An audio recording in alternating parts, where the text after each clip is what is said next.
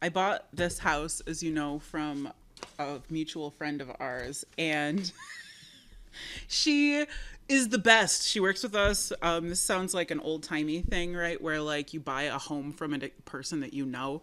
But like last summer, I did. I bought her house, and she's so awesome, and they have taken such good care of this house that like when I first moved in, she came over and she set up all like this ring stuff with me, and she made sure that she had this like water detector because they go away for like a while, and Mhm. so I'm sitting here and I'm like getting ready for our podcast, and I hear water detected, and it's like deluging outside. So I'm like, that's not good. So I go down into the basement, and there's like a floating slab that is like overflowing. There's a drain that from outside that flows into the slab, and it is flooding. Like in my poor sub pump is working hard, and it pumps into this sink next to my washer and dryer. And I was like, all right. So I scream for Chloe, and we go downstairs and we move everything up off the ground. And then I was like, all right, everything's fine. I'm going to come down and check in a few minutes. So I go down to check, and it's pumping out so fast into the utility sink that it is flowing from one sink into the other, like it is overflowing, like the drain cannot keep up. So I just did this panicked call to Donna. And thankfully, she and Karen were home. And I was like, "Help me!" And Oh my gosh. she's like, "You gotta watch. I have a split level, and so like there's a sunken living room, and she's like, you gotta watch the water coming in from like there's a walkout in my family room, as you know, and so."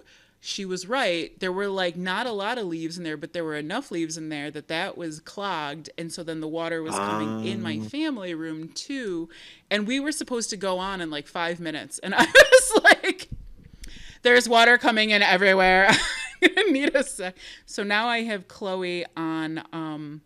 She's on leaf duty. So every 10 minutes she has to go check and make sure. And this you is know why what? you have kids, you know. I know. Yeah. I know. Are you That's yeah. recording? Yep. Okay, I just didn't get the notification. Oh, So, I wasn't recording on Zoom. I was just recording, but actually that's a good point. I was just recording on our other system. Hang on. oh, have you not been using the Zoom recording? I do sometimes, and then other times I do not. Recording in progress. There we go. So anyway, it's been an exciting 20 minutes at our house, and every few minutes you may hear water detected in my end, and that's because it's working. Actually, it's because everything is working. Oh my.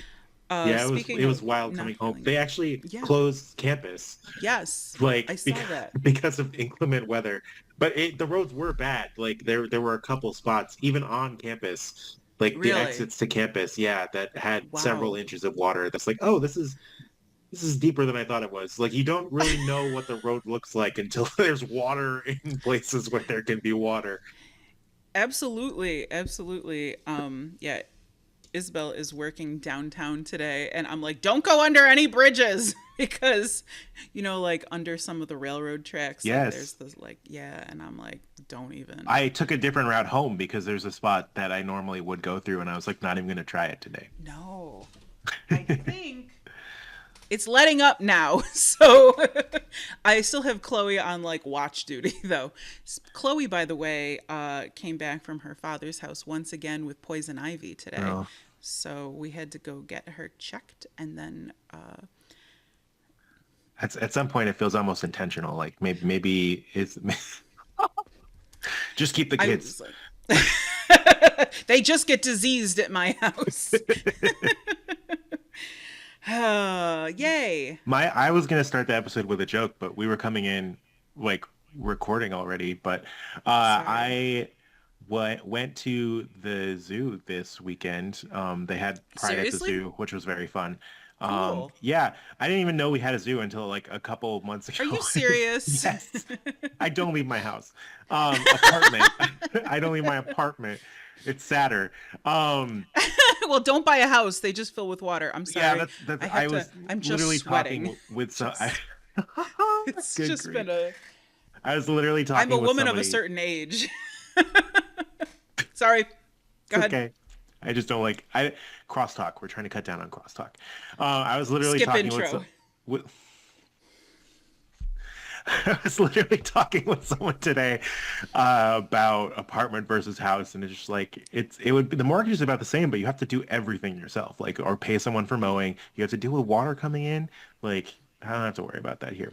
But we were at the zoo this weekend, and we were seeing some sea lions and seals. They have a whole bunch of stuff at the zoo here, which it's amazing. Um, It's a pretty small zoo. I mean, as zoos go, but it's pretty good. It's small, but they have like a lot of variety. I don't know.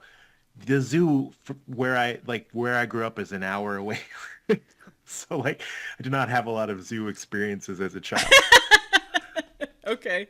So it's fun. But there were like sea lions and I was like, "Oh, look, seals." And my friend was like, "I think they're sea lions." And I was like, "They're basically the same thing. The only difference is one electron." One electron. Yeah, because it's Oh seal. Yeah. no, no. I came up with that on the spot. I was like, I was gonna just say that like they were basically the same. It didn't matter, but then I came up with that joke. It's very funny. This is where I'm gonna put the intro right here. Welcome to Coffee Break Classroom, brewed for higher ed, where teaching meets good vibes. We're just two friends chopping it up. Here you can expect a blend of ridiculous classroom stories, a little educational research, and some practical teaching techniques. So grab your coffee, settle in, and let's talk teaching without the grading. Welcome to Coffee Break Classroom, everyone. We're brewed for Yeah, higher ed and we're a little brewed soggy today. brewed for higher ed and wet from the rain. So Thank you for that. Yeah, our conversation today, we can refocus, is a continuation of our last episode. Last episode, we really talked about all the things that are not great about grading practices. mhm. And today we're going to put it back together and be like, so here are all the problems. How about some solutions? Yeah, and I think we'll probably focus on the things that we've done in our own classrooms and talk a little bit about how that has grown and changed. As you know from last time, this is why I waited to listen to that episode until yesterday. But we talked about all of going about having no late penalties and how that worked out, right? And like I think looking at the things that we did and how we iterated on those things because these are practices that we believe in, we see the value in making them work because not everything we do is going to work the first time. Yeah, I think that's something that's important to keep in mind no matter what you're doing in your classroom is that Hmm. sometimes things go great. Like they look good on paper and you do it and you're like, this is it, I'm crushing it. And then other times things look good on paper and your students just don't respond to it. Or you make a bigger mess and you're like, okay, time out. Like, let's stop and reassess. So I think that we both have examples of that with our grading practices for sure. There are some things that I'd like to learn more about and try more in the future, Yeah. but we'll see. Baby steps, baby steps. Yeah. The So the other go thing ahead. I was thinking too is like it would be good for us to focus on things that we've done just because there's so many of them. There Like are, yes. yeah, one of the things that we did at our institute was an equitable grading speed dating event. And Amanda teased this in our last episode. Um, what we did here was we had all of these practices. We made dating profiles for them. And do you want to tell them what our dating app was called? Oh my God. Okay, we really like went hard in the paint on this. So we were. I think. Have you been on dating apps ever in your life? Not for like 7 years. Okay, good for you. So Yeah. I think both of us have had traumatic experiences on dating apps. I think everyone who's been on a dating app has understood that things can go not great, right? Yeah. So I often take naps as a woman in my 40s now. And I woke up from a nap on a plane once, and I texted you, I think this was in January, and I was like, oh my yeah. God, dating practices. Like we have to do this like a speed dating Speed thing dating. because there's so many different things to learn. It's like, what if you just had like 5 minutes to learn about like using the 4.0 scale and why that's useful to people. And then you had to switch. And so you got introduced to a lot of ideas in a short period of time. And then I feel like we had this meeting where we just went off the deep end. Yeah, what ended up happening is we turned it into a gallery walk. So each of these practices, rather than having to sit down with somebody, we made dating profiles on like 1.5 by 2 foot posters and like put them up on the wall for people to be able to walk around in pairs and discuss. And we went through and found so many male tropes that you run into in dating apps in turn, and like put pictures for each of these practices and cliches. It was a good time. It was a really Every good time. trope. We obviously had the man with the fish. We had the man holding a dead deer because men think that that is attractive to women, I guess, because they're like, I am a provider. I think that's the mentality. I don't know. We had the ghost for people who ghost, or students in fact, who ghost. Yep. We had the silver fox man who's looking for a younger lady. Yep. And then we had the club kid. Oh, right. The like the club kid who's like wants to know exactly what he needs to do, the bare minimum style, like to just know what, set the expectations. And his picture is a big crowd of people, and you have to kind of figure out which one he is. Right. We had a jock kind of sports player person for wanting to know where, like, what the goal was, like setting expectations. Exactly. Defining the relationship. We had a stoner guy who was like blowing on some smoke from a vape, and then a guy who was just not over his ex, clearly. Not over her at all. And then we were like, well, wait, obviously our dating app needs a name. And so then we played with AI and not only came up with a name, but also a logo. And our dating app we called Grading for Love. Very good. Which is so cheesy, and it was so great. And actually, every participant was like, "This is the best thing. This was so fun." Go ahead. I was gonna say we set up categories for each of them, so it was like what you would see on a dating profile, where it's like, "Who am I? What I bring to the table? What's an ideal date for how you want to implement it in the classroom? Things that it pairs well with, likes, pet peeves, red flags." We put all of those in there. And then when everyone had traveled the whole circuit of, I think we had 9 or something, or 7, maybe yes, altogether. It was 9. Because I forgot. You printed 7, yeah. I'm sorry. You weren't there to yell at me. So anyway, then we had them decide if they would swipe right or swipe left, which we had to because most people in our group had not been on dating apps. We had to be like, all right, if you're swiping right, that means you like them, or you're interested enough. You'd have a cup of coffee with minimum grading, or you wouldn't. And so then you'd swipe left. And we had to put our little captions up so they could remember which was which. It was very good. So I think today, given that we have our 50-minute time window before, we have 10 minutes to move to the next class, I think retakes are a good thing to talk about. Ungraded homework, flexible deadlines, minimum grading. I think those are kind of the big 4 out of the 9 that we did that makes sense to spend the next 50 minutes on. I think that's a great way to start, for sure. And then we can always do a hodgepodge, another episode about grading in the future. Yeah, I think there's plenty of these that could even be their full episodes if we wanted to. But the point of this is to kind of give an overview and have that same conversation of who might this help, who might this harm, how could we implement it. So you started talking about your exam retakes a little bit. Do you want to start off there, just kind of recapping what you talked about and then saying anything you didn't get to say in the past? Yeah, I think big picture, the idea of retakes or redos is having students be able to redo an assessment to get an improved grade. It turns summative assessment into formative assessments in the first place. We talked about this in our formative assessment episode, I think. Indeed. Actually.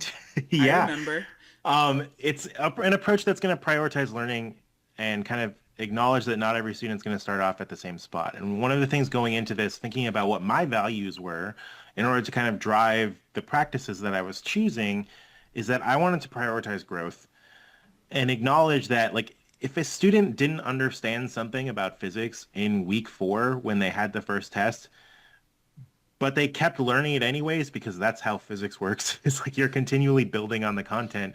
And if they can understand it and be able to redo that first exam by week 8 and still do, and then be better at it because they've learned the material they've had to, then I'm, one, creating a grade that's representative of their understanding, and 2, motivating them to keep learning the content rather than just tossing the bad grade away and then continually struggling because they're not going back and learning the prerequisites that they need to.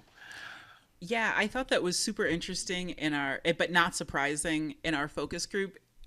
That we, in the focus groups we conducted last semester with our students, how your students were like, most of the time when I get a test back, I look it over, I put it in my folder, and I never look at it again. And so this encouraged me to understand why I was doing things incorrectly, because I had an opportunity to do better. Yeah, all of them talked about having increased retention, Yeah. like of content, just feeling like they were walking away from class actually knowing things because they spent time going back and thinking about it a little bit more deeply. And also talking about lower anxiety, because rather than just having a single performance for an exam, they know that there's going to be a chance to be able to improve. So this took a lot of work for me to do and implement into my topic schedule, because these are things that I wanted to do in class so students had access to them, and that they all had opportunity to take them. When I'm going to pause you. Can you explain? I want you to just unpack why you wanted them to be able to do it in class. Sure. I think that's important. Yes, it is important. And I think it goes back to a little bit of the conversation we had about extra credit. Because if we are requiring students to be doing more work outside of school, like, then the students who are already struggling and already in vulnerable positions are the ones who don't have the time outside of school to do that extra work. So I want to make sure that I have the space available for them to do that as part of regular class time, which took some work. Thanks to backwards design by Defink, like, I was able to go through and think about what exactly I wanted to get out of the course, what I wanted students to walk away with, organize my topic schedule in order to carve out a number of days that we could do retakes. And I did this a little bit differently in my classes, depending on how many units I had. I don't think I need to get into all the details there per se, but yeah. When but you I started, had to, can I ask something? Yeah. So I can hear, like, our nursing colleagues right now saying everything is important, we can't take anything out. Because, like, what Fink does in a weird way is, so Defink wrote, like, creating significant learning experiences. And backwards design is that the idea that you start with what you want them to learn, and then you develop your assessments, and then you create activities by which they're going to learn the material so that they will be successful on the assessments. And so, so if you are taking out class time for retakes, then therefore there has to be a modification or a reduction in the volume that you're teaching. Yes? Yeah. So that's what the backwards design was helping me decide on. Because most of what we do in physics is, a lot of the time, we're just going to work through practice problems, especially the way that this textbook is set up as like a paradigms approach. It's focused a lot on, like, cycling through the content. So we're coming back to ideas later, which is great for retakeability. But it's also heavily focused on example problems. Like, the textbook is mostly just pages with examples, and there's only 10 to 15 pages of text for each section. Okay. So most of what we're doing in class is examples already. Yep.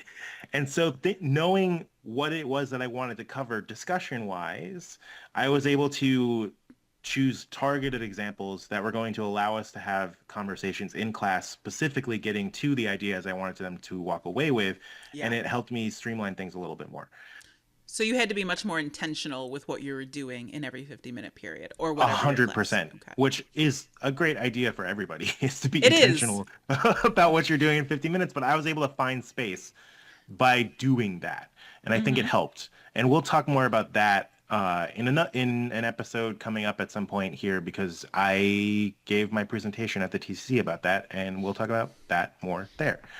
So Absolutely. as far as retakes, what I started off doing initially was in my physics class, I had my exam set up. I had 13 different units because there's a lot of stuff you cover in an introductory physics class.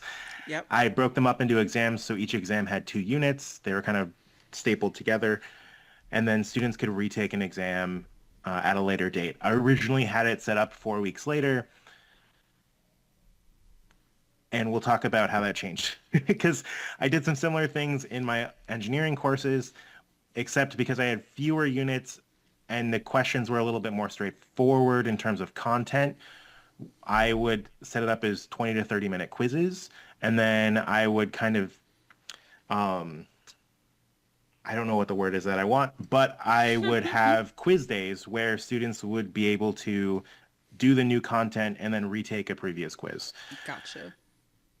But like the choices for the quizzes were limited. So if we had quiz 2, you could only retake that during the quiz 3 or the quiz 4 day, where it was new content. So it was scaffolded in a kind of way there. And I had 2 retakes for that class because there weren't as many things to do.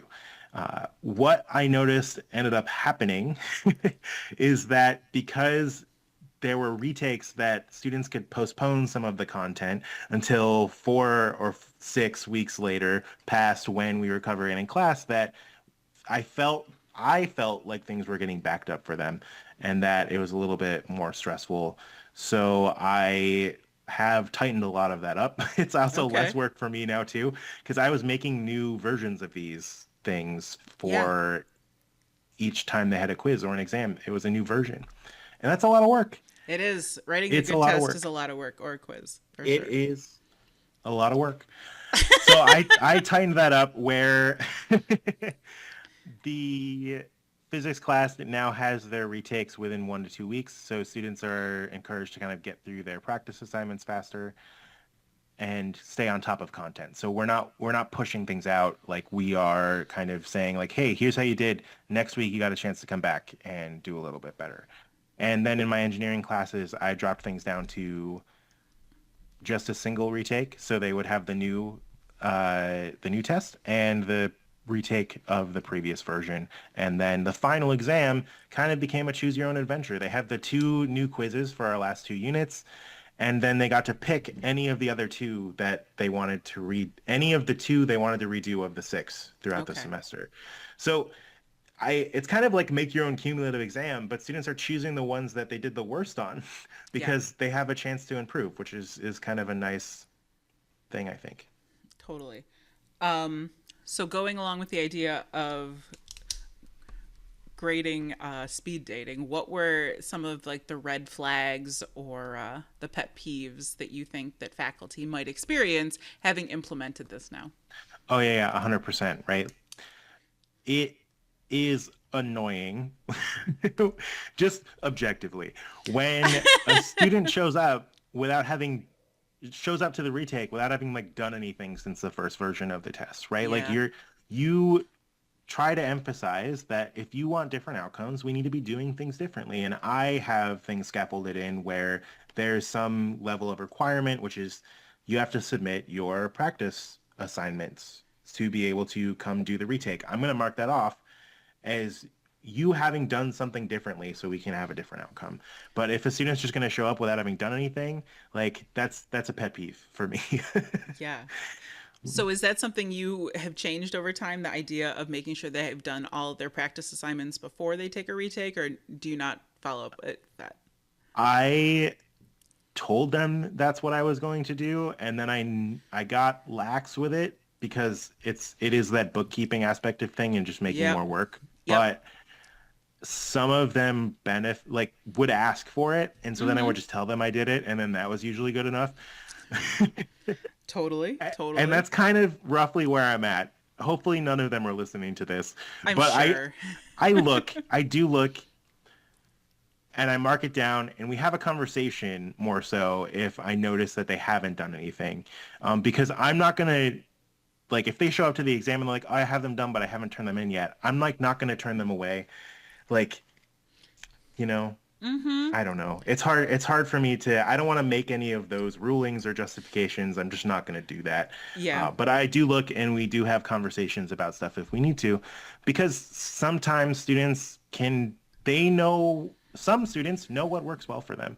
So if they can go about studying and preparing for a retake differently, I'm not going to try and prescribe that kind of particular method to them. But what I tell them and what I look for is those practice assignments. Cool. Yeah. Red flags, double grading is not double the fun.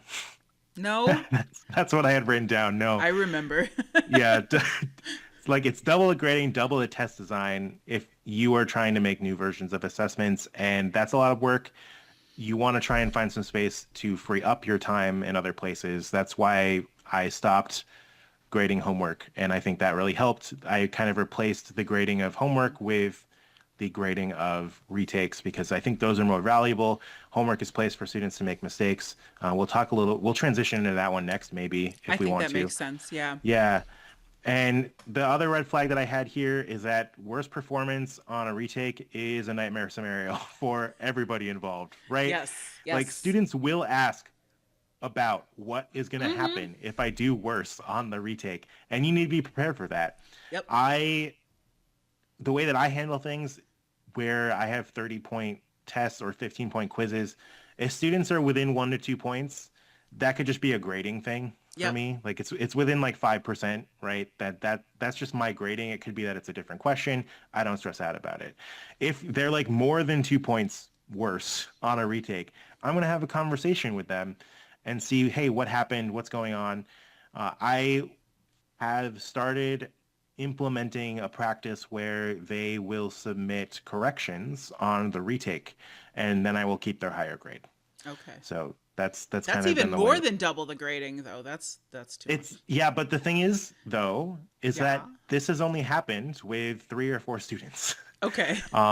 It doesn't happen a lot because the whole point about the retakes is they now know what to expect from you as an instructor, know what to expect from the structure of your exam, and know what they need to know. And so they can go and prepare and come back to it. So I can't tell you, over the years, how many students have done so much better on like a second exam than a first exam because they don't necessarily understand the depth to which they are expected to understand course material. And then after exam 1, which might be 10, 15, 20% of their grade, they're already working from a deficit at that point. Mm-hmm.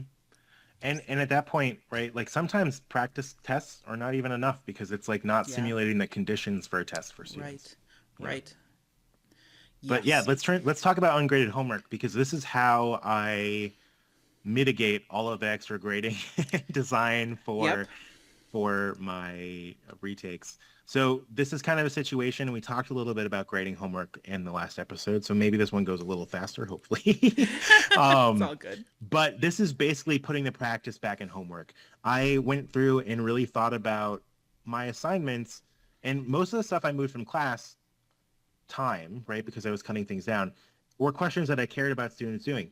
I moved those into either the practice assignments or into projects for the course. So I would kind of break up my homework into a few things that I wanted students to do, and I would have that be like a project style thing. Mm-hmm. And then I would have things where students could just kind of practice because these are the exact same things we're doing in class. These are the things that I'm going to ask you to do on the exam. There's nothing special about them. Mm-hmm. So that was set up as kind of a practice homework and practice assignments.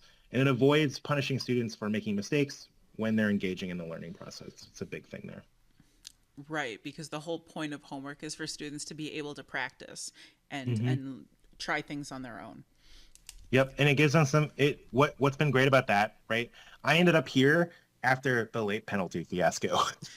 Because I was still grading homework at that point. Oh, yes. Yeah, and yes, your 492 late assignments. Yeah. So I fixed all of the late penalty stuff with ungraded homework and flexible deadlines, and that's the other one we'll talk about. But ungraded homework kind of took away a lot of that pressure. It gives students some autonomy around their time management. They don't have to do a homework assignment by Friday. Like they just want to look at it when they can look at it. Totally. That's a good thing. That's a good thing. Cool. Any, We, well, you talked a little bit about the red flags of ungraded homework, I think, is just in yeah, previous episodes. And then you just mentioned it again. The idea that right. sometimes students feel like they need the stick. They need to be. 100%. Yeah. And part of this comes into how what this ungraded homework looks like too. So I want to be clear that I went through and applied TILT, which is transparency in learning and teaching to these assignments. So students see what my learning goals are that I am designing my tests around. They have what their assignment is. They have a help and hints section, Yep. which is curated from questions that I got from students over the years about those questions. So if I've had students email me with questions, like I will usually add a couple notes to the help and hints section about kind of where to get started with things. And then I also provide them the final answers so that way they get immediate feedback on whether they are right or wrong. And that way they can do that on their own time rather than having to get feedback from me. That's cool. That's Yeah. cool. So I also use flexible deadlines. Do you want me to start? Yeah, go for it. Okay, so I told this story at our institute also, but during that first semester of COVID, when we all went home for 2 weeks, and then it turned into almost 2 years, I remember Zooming with my physical geology class, and I was teaching something, and I was looking at this student who, thank goodness for her, because she was one of the few students who actually had her camera on back then. That was like Mm-hmm. when you learn how much you rely on nonverbal communication when you're just talking to black boxes. 100%. Oh my goodness. So she had her camera on, God bless her. And what I could see was in the background, her mother was at another desk behind her and was also Mm-hmm. talking to a computer. Her mother was a Spanish teacher and she was trying to teach her high school class Spanish. And then her like middle school brother would go running in the back, like in between these two desks, while these two women were trying to work and learn. And I was Ugh, like, men. children. No. And so I was like, this is bananas. Like, how is anyone supposed to learn anything? First of all, we're all freaked out about everything that's happening. And never does the relevance of your discipline become like under more scrutiny than when there's like a public health crisis and like you're like, do I care about topographic maps? Like, why? What do I really care about topographic maps? So she had emailed me because she needed a couple extra days to finish up some assignment, and I was like, who cares? Like, and so the important thing to remember here is that she had a parent at home and she had like a stable home, and her brother was being cared for, and so was she. And we have a lot of students. We had a survey. I think I sent you the results of this that I saw last week. Our students are pretty much on the national average for like 40% of our students have like food insecurity, Mm-hmm. and 40% have housing insecurity, and 10% would identify themselves as homeless. And so I was like, okay, what does it matter if you learn to do the RF scale, the representative fraction scale of a topographic map this week or next week? Like, the Mm-hmm. semester is going to end, so there is an end date. Mm-hmm. I started to like see, and that even in my students who were not homeless, who did not have food or housing insecurity, that they were struggling. And that Yeah. was obviously an extreme situation. But I had students who were absolutely struggling with way worse than that for as long as I've been teaching. I just didn't see it. This was like literally the first time I could see it. And it caused me to reflect a little bit on what I was doing. And then I was like, all right. So I, over the last handful of years, have been teaching more and more classes asynchronous online. And so I've worked hard to become a better teacher and designer in that realm. And that's pretty common. there are, I was doing some research before my house flooded today, and the research I was doing was about why students choose to take online classes, and some of it is time, right? Students are busy. Some of it is that they will take general education courses online because they don't deem them as important. So the students who are mixed, who are taking some online and some face-to-face modalities, it's a good solution for them. And most students who take physical geology, which is our introductory level course, which has the highest enrollment, it's for their natural science, which is not to say we don't get majors out of that. Water is still being detected. That's awesome. I didn't hear. Okay, good. So anyway, I that's why nationally, this isn't just an us thing, this is a national thing. Geology face-to-face classes have plummeted in the last couple of years since COVID. Oh, wow. I didn't know that. Yeah. So it's not the easiest thing to teach online, and with You can't lick rocks that way. So it's wildly unsatisfying to not be able to lick rocks. You're missing out, but this is the world we live in, so I can only play on the field that I am on. So, anyway, so I've had to be creative. I've designed a lot of, so my course structure, which I think is, so anyway, I got rid flexible of, deadlines. yeah, no, I know. Yeah. I've gotten rid of a lot of my deadlines because let me close my mail. So I've gotten to the point now where I've developed a lot of mastery type assignments. Lots of folks will use supplemental materials from their textbook. I literally have just built all of my own. I find it useful for a bunch of reasons. Students can redo them. Students who English isn't their first language, it's a great way to practice vocabulary. Yes. And also, if a student does their homework from 2 weeks, or their assignment from 2 weeks earlier, because I have a flexible deadline, I don't have to actually go in and regrade it. Are there some things I absolutely still like manually grade? 1,000%, and I will continue to do so, because there are some things that I think are important enough that they require me to specifically look at them. But by building those course tools, I've been able to like say, you know what, this is the date you have to get your materials in. And then I can just, and then when they text me, or email me rather, because no one's texting me, when they email me and they're like, oh my God, my basement flooded this weekend and I had to, whatever, clean up the basement, I can be like, not a problem. Take your time, fix your house, deal with your life, and then do the assignment. And this is a kind of policy that can like de-incentivize. Doesn't matter. It's good. People know. Cheating. All words like, are made up.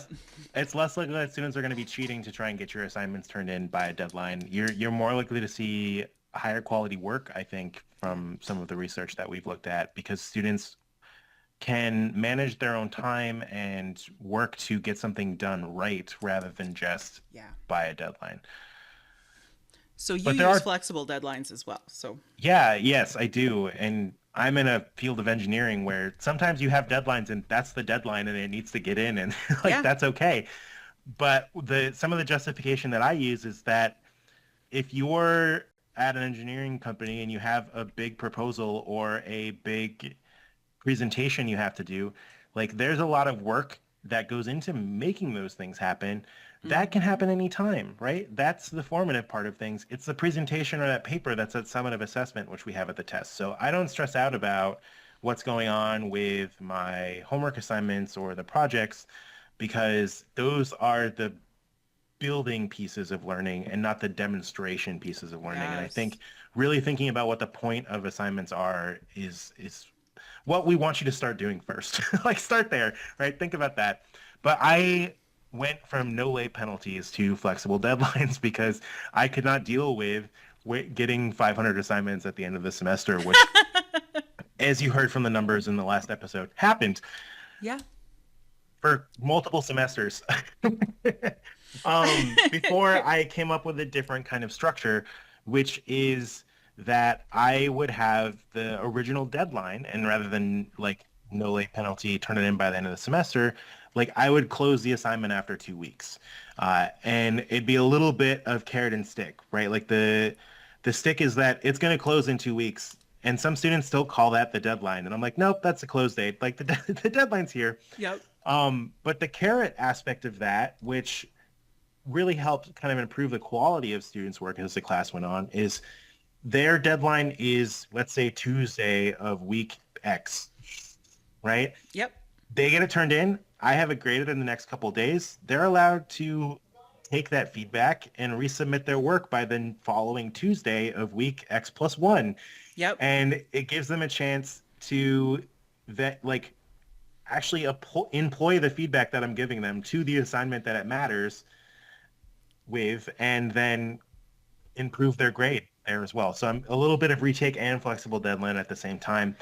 And one of the things that I do, because there's still a whole nother week left, is if they turn it in on that Tuesday of week X plus one, I'm going to grade it again. And then they can resubmit it again by the close date of week X plus two. So they get a chance to, again, improve if there's still a couple tweaks that need to be made.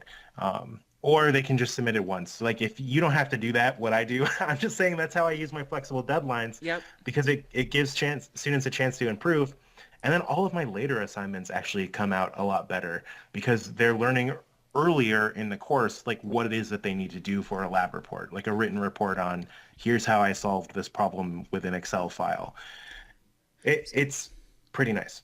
So what do you say to people who they're like, so you mentioned that students think that 2 weeks later is the actual deadline, Yeah. and then they want an extension on that deadline? Oh, sure. So I don't give them the resubmit opportunity for that one. I do want to say like that. Yeah. That's the That's the stick. secondary smaller stick.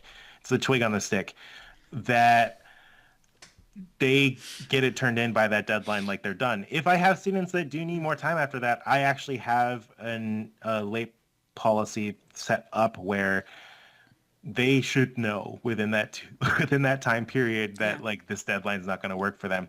But I have them kind of fill out this little form that I made where I ask them like, what work do you have done already? Mm-hmm. Thinking about projecting forward what your availability and time is going to be over the next couple of days, Yeah. right? Like how long is this going to take you to finish? When is a date that you can get this in by? I haven't had a significant number of students take advantage of that, but it's Yep. there. It's in my course information sheet, and I do talk to them about it because stuff still does happen, and they're still learning time management because this is a first course in college for some of them. Yep. Like this is in their first semester of college, so we're still kind of structuring that a little bit. Yeah. So when we started the book group that you led on Grading for Equity by Joe Feldman a couple of years ago now. I'm transitioning, by the way, into our next topic. I can tell. Did you see that? Okay. Segue. Smooth. So one of the things so there were some things in the book, and I think what was cool about the book is that he acknowledges right from the jump that like this is going to hit you in places that make you uncomfortable because so much of our grading practices are tied to our values, and some of these things are going to work and I think that's something that we really tried hard to make clear in our institute is that not every one of these is going to work for you, and based on your course design and whatnot, you get to swipe right or swipe left on your grading practices. You have that call. And you can swipe right at first and then swipe left afterwards and be like, It's you true. know what, this is not for me. That's why the sunk cost fallacy is a thing. Just get out. If it doesn't work, just get out. It doesn't matter if you put a whole semester into it. If you not like it, get out. You're not married to it. Even then, you can still get out. You can, even if you're married to it, there are ways out. That was a beautiful message that we just had. Thank you. Thank you. Okay, so like when they send your kid home with poison ivy after time, just hypothetically. So anyway, We were reading the chapter about the 100-point grading scale and how out of 100 points, which is what we use in most academic settings, 60% of those grades are failing, or 59%, I guess, are failing. And then everything else, every other letter grade is like 10 points. And it's not even just every letter grade. It's like there's 3 letter grades within 10 points, right? Because like you go B minus, B, and B plus. There's 3 grades within 10 points. And then 59% of the grading scale is an F. And not all Fs are created equal, just like not all Bs are created equal. And a 0 is incredibly different, especially on a big assessment, than a 58. So I started thinking about that. And I'll tell you, and so I have been using, I feel like I'm like sharing a dirty secret. I've been using minimum grading for several semesters now, and I have changed the way I've done it. Do you want to? Are you going to explain what that is? Yeah. Cool. So minimum grading is where you put a grading floor of 50% for any assessment. And some people, and so this is where I will talk about any flavor you want, really. Some people will just use minimum grading on exams, because a single exam might comprise a huge percentage of your class, and a 0 on an exam, if a student misses an exam or a student doesn't make up an exam or something like that in your 2-week time period, a 0 is incredibly demotivating for students, because it can be a path from which there is no way to a C or a D or anything but an F in some cases. So, so if you put a grading floor of 50%, then it's still an F. A 50% is an F. It's just not like an F minus. It's like an F plus, if you want to think about it that way. And so some people just use it on big assessments. I just saw it in the literature yesterday, called micro minimum grading. So where I do 50% on every single assessment. And the reason, so that's the reason that I do it, so that students can kind of come back.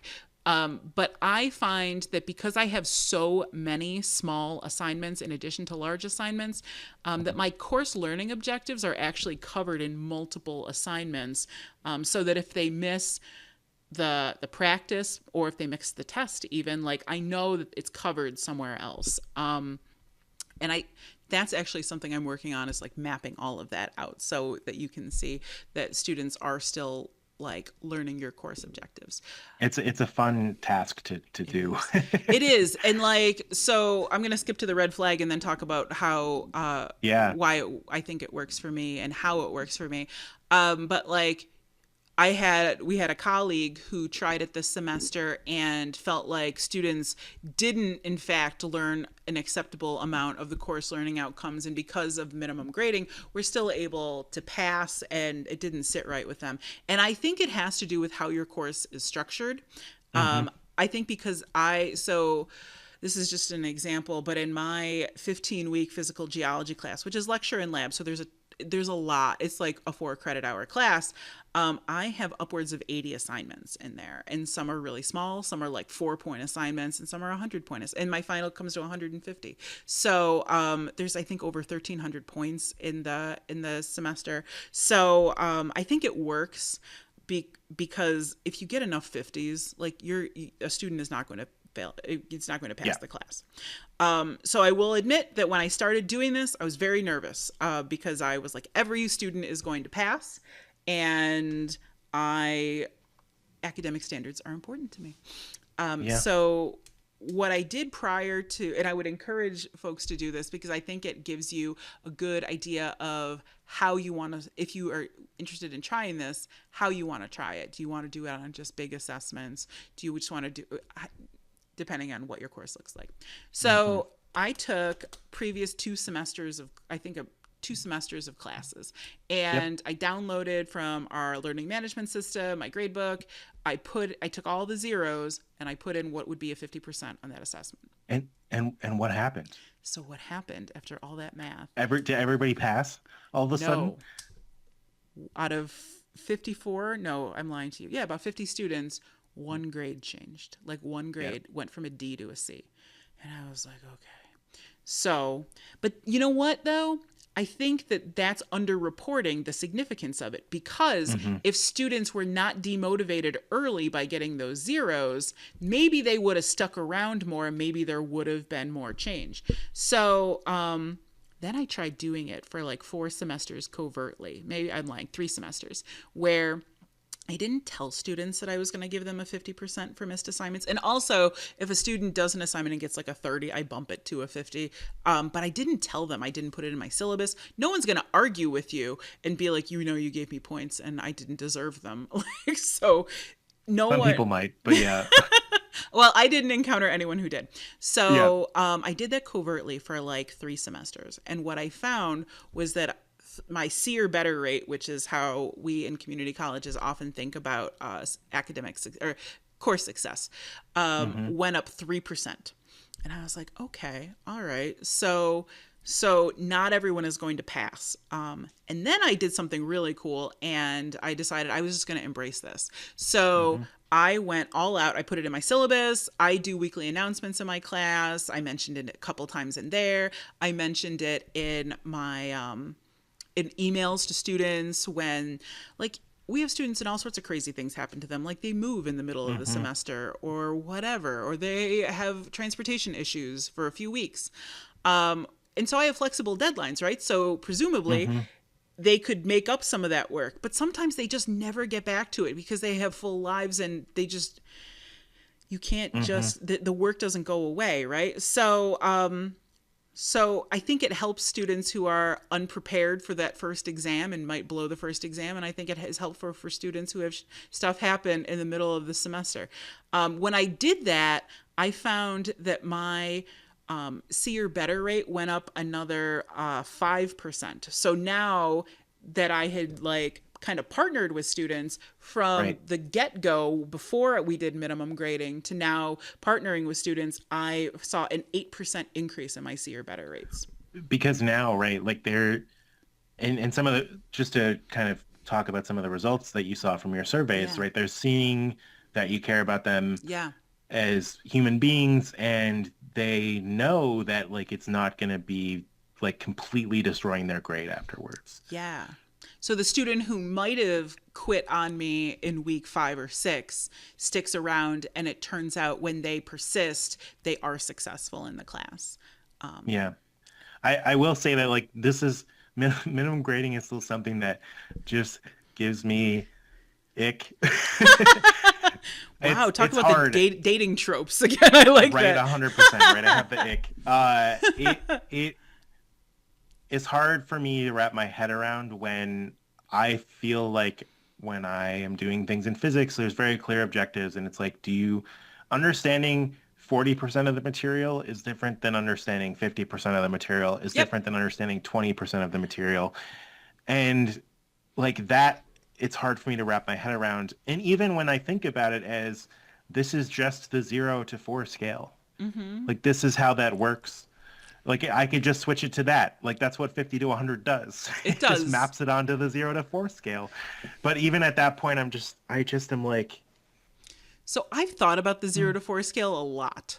And I think a couple things. So there have been a couple studies that have shown that the 0 to 4 scale doesn't have a huge impact, which honestly, minimum grading, if you look at the grand scheme of things, there's only been a couple quantitative studies done about minimum grading, and they get numbers about where I'm getting numbers. And they've only been done in K-12.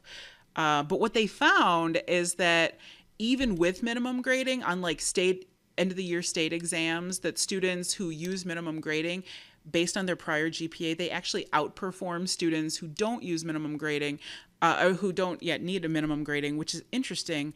I think it just shows that their GPAs were low because they've always had these complicated factors. And you're totally right about a 20% is different than a 50%. And I think it's important to know those things. But go ahead. Well, because this is a big deal right now, and there's a whole bunch of emails going around because. Oh, yeah. Yeah, I told you a little bit about this earlier, and I don't want to name names or anything like that, but we have a lot of local schools in the area where like administration at those schools, like high schools, middle schools, etc., where we are doing like class stuff with them. Like students are taking classes for college credit at these high Sure. schools. Like the administration at these schools is mandating minimum grading, like no Mm-hmm. zeros. Yep. And like that is got a lot of people at our institution kind of up in arms a little bit because one, there's not a lot of understanding. Two, no administration should be mandating policies to instructors because like everybody's class is different. I don't think I want anybody who's never been in a classroom to be making choices about the things that are going on inside my classroom. Different problem. But The like there are age-old debate between administration and and teachers. short Yep. debate. Uh there are students who are gaming the system, right? Like, how do we deal with that? For example, right, a student who gets 95s on the first two tests and then doesn't show up for the second half of the course and gets a bunch of 50s, right? Like, they can still get a C, walk out of that with like a C. Uh-huh. Like, I'm just doing the math. what are you? 10. I did it out already, actually. Okay. So if you have two 95s and two 50s, and if Yep. everything's weighted the same, you're looking at a 72.5 Okay. average. Okay. So like, I mean, I have some thoughts about this too, but I just kind of wanted to put that to you, Mm-hmm. right? Is if you have a student who is only like in this case only walking away with half of the content for the course, they're missing out on everything from the last half of it. But they And got maybe this is something 100% of the first half of the course. I know, I know, and so that's kind of the question, right? And that was my thought for a little bit of it too, is like they're already gaming the system. So many of them are already gaming the system of like, what's the bare minimum I can do to get a 70 for this class? And Mm-hmm. or like and then or not showing up for the final because they already know that they have a particular grade. Like this is already happening everywhere. Oh, But yes, 1,000%. the 100% on like the first half of the class, but like the stuff in the, is that saying that the stuff in the second half of the course was not important? No, of course not. Right. But they're But able to move who on, in but they're high not getting 100. school, who You in know, high school only has 4 grades for a year? yeah, you're right. I mean, yes, I understand that, but I'm just saying this is a conversation that's happening in an email chain right now that I keep getting notifications about. So Sorry. I wanted to, So I would and so that second half, so let's say that they take no tests, those last 2 tests, they don't take the tests, right? There are still, because you're a STEM discipline, so there's labs, so they're completing labs all the way through. It's not like they didn't show, because a high school student who doesn't show up for half the semester will like, they fail the course, right? They're right, removed. There's only a certain number of absences that they're allowed. So they are doing things like when they're in school that are presumably being assessed. And if they're not doing those things, then they have like a whole bunch of 50s. So, and what student really gets like 100? Like think about the students who get like I'm with you. 100 in physics for half the year and then don't like those students do not show up for the second half of the year. I'm totally with you. Okay. Yeah. No, I just wanted no. I just wanted to pitch that because Yeah. they're like this is a conversation that happens. I've had people who have talked to me and they're concerned that I'm associating myself with people who talk me. about minimum. Yeah, correct. I love that for me. I just want you to know. People are going to think that this is something that like you care about it, or like that you do. And I was just like, I don't do it. I have problems with it, but I have enough other practices from the buffet on my plate that I don't need more carbs. I'm already getting what I need like from the stuff that I'm doing. And I think that's the important part about grading practices. If that's kind of our note to end this here, Yep. is that you want to think about what you're doing, what matters to you, Yeah. what the point of your assessments are, and then how you're going to be grading things. Yeah. Yeah. And what is also different about higher ed than K-12 is that you have so much more freedom, at least now, to be able to make those decisions as the instructor, which look remarkably different than if you are in a more prescribed system, where we all must do the same things at the same time in the same way. And as a bright spot, like people in this email thread are emailing with all the good stuff that you're talking about. So I don't want it's not all doom and gloom. There's a It's lot of okay. doom and gloom That's okay. among among your faculty. among the 27 people that are on this email thread.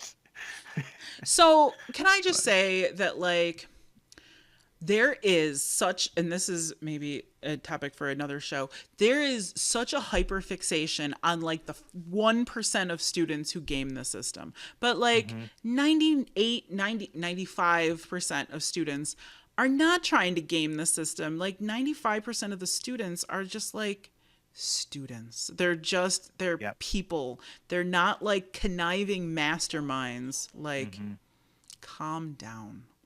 Yeah. Anyway. And well, I'm just saying too, like if that is a class that matters for their discipline, Right. then they're going to be getting to the next one. And if they're Yes. not prepared, they're not prepared. They're not going to get through that. And they're going to have to Exactly. do the work on their own. I mean, that's something we're thinking about. And if it is a class that doesn't matter for their discipline because they're taking it gen-ed-wise, then getting out of that with a C from doing 100% the first half of the semester is probably enough for them to walk around in their daily lives. I don't know. It's complicated. It is complicated. I think we solved problems today, or made more. I think you and I always do a healthy mix of both. I'm comfortable with that. I'm sorry I'm ruining your reputation on campus a little bit. Oh, it's fine. If anything, it just tells me that I need to work harder to do it myself. So. Okay, very good. Very good. Well, on that note, thanks for joining us today. Thanks for joining us, everybody. All right, have a great night or Yeah. morning. All right. Or get back to class. Oh, wait, can you do the robot time thing again? It's robot time.